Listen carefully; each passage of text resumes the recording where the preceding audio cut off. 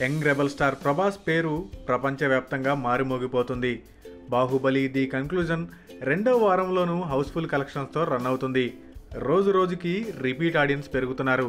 ఇక Indian cinema 1000 కోట్లు రాబడుతుంది అనేది ఎవరో ఊహించని, ఎవరి ఊహకి అందని విషయం. దాన్ని సాధించింది బాహుబలి 2. తెలుగు సినిమా సత్తా చూసి సినీ లోకం దాసోహం అయ్యింది. 1000 కోట్ల హిస్టారిక్ మార్క్ని మన చేతుల్లో పెట్టింది.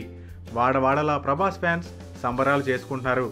ఈ సందర్భంగా ప్రభాస్ కూడా తన ఆనందాన్ని అందరితో షేర్ చేసుకున్నాడు. నా మీద ఇంత ప్రేమాభిమానాలు చూపిస్తున్న నా ఫ్యాన్స్ అందరికీ పెద్ద హగ్ ఇస్తున్నా.